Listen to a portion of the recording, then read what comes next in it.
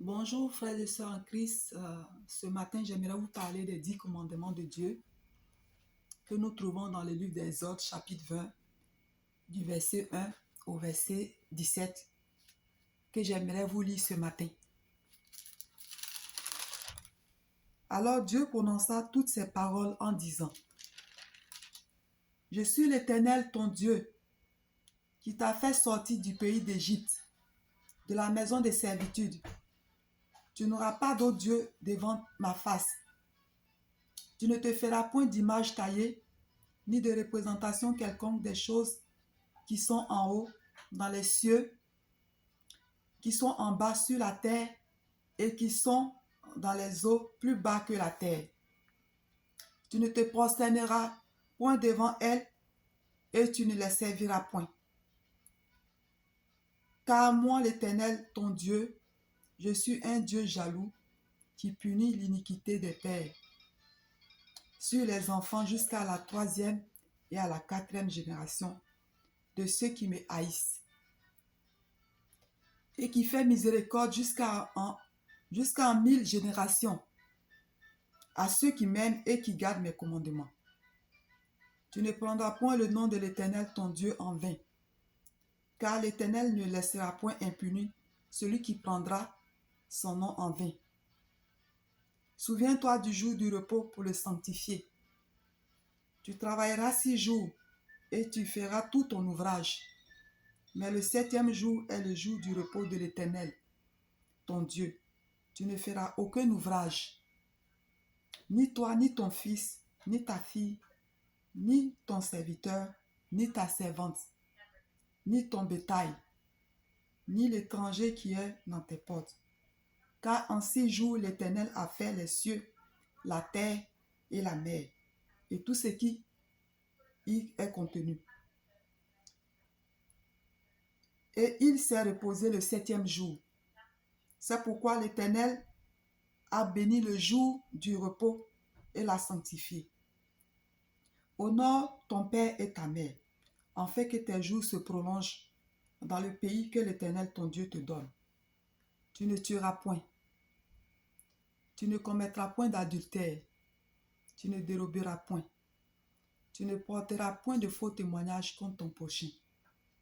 Tu ne convoiteras point la maison de ton prochain. Tu ne convoiteras point la femme de ton prochain, ni son serviteur, ni sa servante, ni son bœuf, ni son âne, ni aucune chose qui appartienne à ton prochain. Amen. Bien-aimés dans le Seigneur, Dieu nous a mis à cœur ce matin, Dieu m'a mis à cœur ce matin de vous parler des 10 commandements. Dieu veut que nous respections ces 10 commandements. Il est important pour nous de méditer les 10 commandements tous les jours, de la méditer tous les jours. Et à la fin de la journée, chaque chrétien doit faire le bilan de sa journée pour voir s'il n'a pas péché, s'il a agi vraiment selon les 10 commandements, s'il a respecté les 10 commandements. C'est en cela que nous saurons que nous avons péché et que nous pourrions reconnaître nos péchés, demander pardon à Dieu, les confesser afin d'être réconciliés avec nous, Seigneur Jésus-Christ. Bien-aimés, quand nous donnons nos vies au Seigneur Jésus-Christ, nous sommes comme le peuple d'Israël.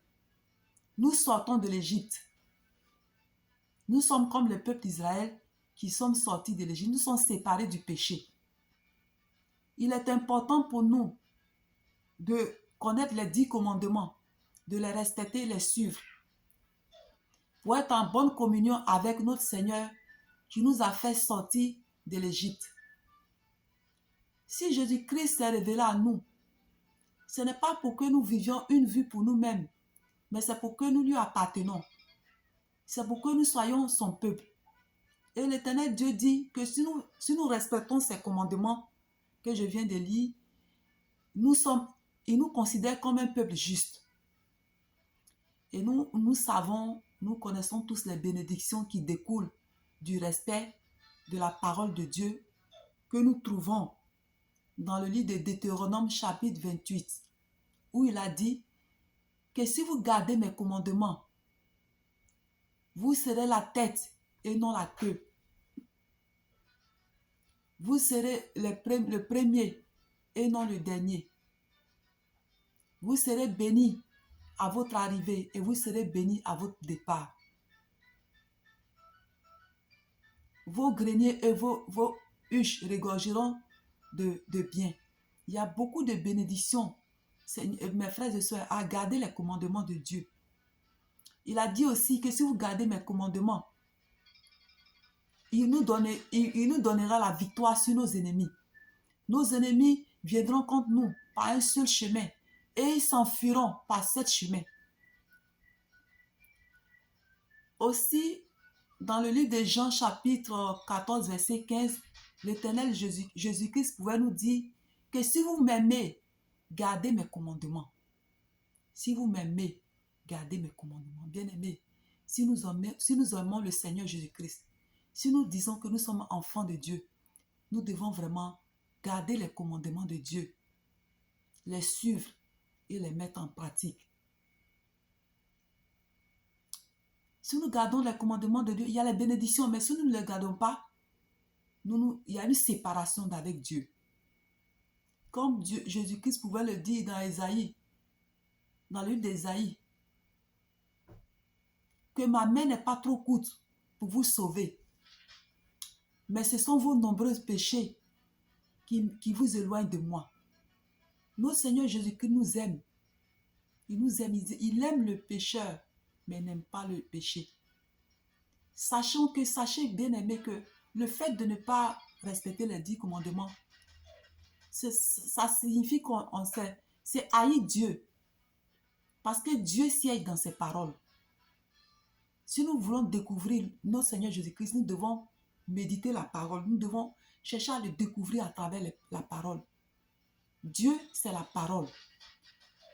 Donc, si nous n'obéissons pas au commandement qui nous prescrit, il y a une séparation d'avec lui. Dieu va nous tourner le dos. Et vous savez que l'ennemi, il rôde toujours. Il est toujours là à rôder pour chercher une occasion. Et ce sera l'occasion pour l'ennemi de venir nous piller, de venir nous emprisonner et de venir nous mettre sous le joug. Et c'est ça qui amène la souffrance dans la vie. C'est les conséquences de la désobéissance à la parole de Dieu. C'est les conséquences au péché. Puisque le péché, c'est la désobéissance à la parole de Dieu. Le péché, c'est la désobéissance à la parole de Dieu. Quand nous menons une vie comme si on n'avait pas un Dieu, quand nous menons une vie sans le respect de la parole de Dieu, il y a des conséquences, frères et sœurs. Il y a des conséquences. Et Dieu veut notre bien. Dieu veut que nous prospérons. Dieu veut que nous ayons la paix. Dieu veut que nous réussissons. Et dans les 10 commandements, il a dit que si nous gardons ces commandements, il y a une promesse de prospérité. Il y a une bénédiction pour la génération à venir. Pour vos petits-enfants, vos enfants.